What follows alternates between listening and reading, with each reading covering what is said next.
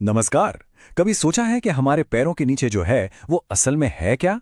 ये सिर्फ धूल या गर्द नहीं है। ये तो भारतीय सभ्यता की नींव है। एक जीती जागती परत जो पूरे देश का पेट भरती है। आज हम भारत की मिट्टियों की कहानी में उतरेंगे, जो हमारी खेती और जिंदगी की असली गुमनाम हीरो हैं। वो पहली बारिश के बाद मिट्टी की सौंधी सी खुशबू, याद है ना? ये एक ऐसा एहसास है जो हम सबको सीधे मिट्टी से जोड़ देता है। ये याद दिलाता है कि मिट्टी कोई बेजान चीज नहीं, बल्कि एक एहसास है, हमारी जिंदगी का एक बहुत ही गहरा हिस्सा। तो आज का हमारा सफर कैसा रहेगा? सबसे पहले तो ये समझेंगे कि मिट्टी सिर्फ धूल नहीं है, फिर इसकी परतों के अंदर झांकेंगे।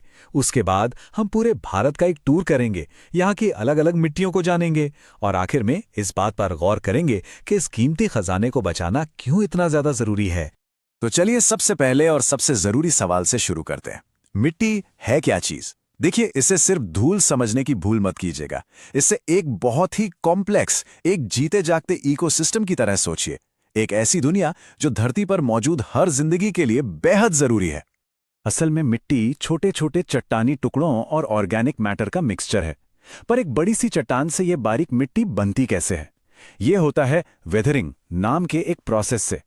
सोचिए, लाखों साल तक हवा, पानी, मौसम एक बड़ी सी चट्टान पर लगातार अपना काम कर रहे हैं और धीरे धीरे उसे पीसकर उन बारीक कणों में बदल रहे हैं जो मिट्टी की बुनियाद बनते हैं। ठीक है, तो अब जरा सच में थोड़ी खुदाई करते हैं। अगर आप जमीन का एक टुकड़ा, मान लीजिए एक लेयर वाले केक की तरह काटें, तो आपको अलग अलग परतें दिखेंगी। इसे सॉइल प्रोफाइल कहते हैं और हर एक परत की अपनी एक कहानी है। सबसे ऊपर है होराइजन ए, यानी अपनी टॉप सॉइल। ये है असली चीज, गहरी, भुरभुरी और ह्यूमस से भरी हुई, मतलब पौधों के लिए एकदम सुपर फूड। ज्यादातर जड़ें यहीं अपना घर बनाती हैं। उसके नीचे है होराइजन बी या सब सॉइल। ये थोड़ी सख्त होती है, हल्के रंग की, और इसमें मिनरल ज्यादा होते हैं। और सबसे नीचे है होराइजन सी, जिसमें टूटी फूटी चट्टानें होती हैं जो भविष्य की मिट्टी बनने की तैयारी में होती हैं। और ये सब कुछ एक ठोस चट्टान यानी बेडरॉक पर टिका होता है।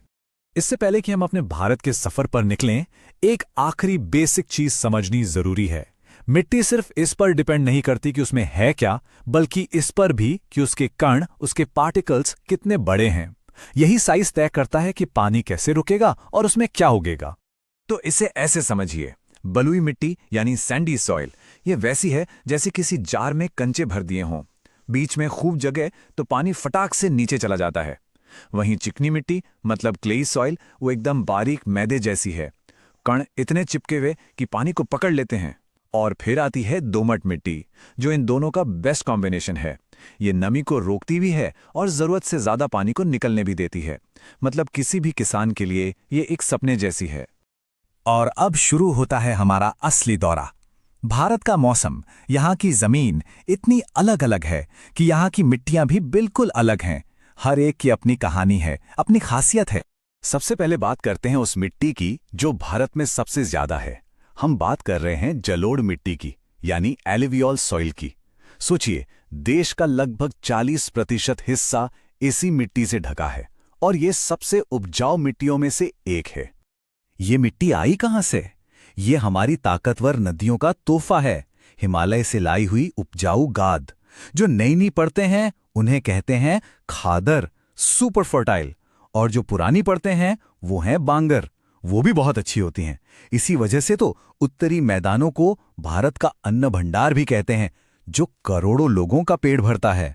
चलिए अब थोड़ा पश्चिम और दक्षिण की तरफ चलते हैं, दक्कन के पठार पर, जहां एक बिल्कुल अलग तरह की मिट्टी हमारा इंतजार कर रही है, गहरी काली मिट्टी। और जैसे ही कोई कहता है काली मिट्टी, दिमाग में बस एक ही चीज आती है, कपास। इस मिट्टी की सुपर पावर है पानी को सोख कर लंबे समय तक रोके रखना। जब ये गीली होती है तो चिपचिपी हो जाती है और सूखने पर इसमें बड़ी बड़ी दरारें पड़ जाती हैं, जिससे एक तरह से इसकी खुद ही जुताई हो जाती है, हवा अंदर तक पहुंच जाती है। चलिए अब आगे बढ़ते हैं उन इलाकों में जहां बारिश थोड़ी कम होती है और वहां हमें मिलती है लाल और पीली मिट्टी। इसका रंग आता है लोहे से, मतलब ये मिट्टी में मौजूद जंग है। जब मिट्टी सूखी है तो ये लाल दिखती है, पर जैसे ही इसमें पानी मिलता है ये हाइड्रेट होकर पीली पड़ जाती है। कमाल है ना, हमारे पैरों के नीचे ही एक नेचुरल केमिकल रिएक्शन चल रहा होता है। अब बारी है लेटराइट मिट्टी की।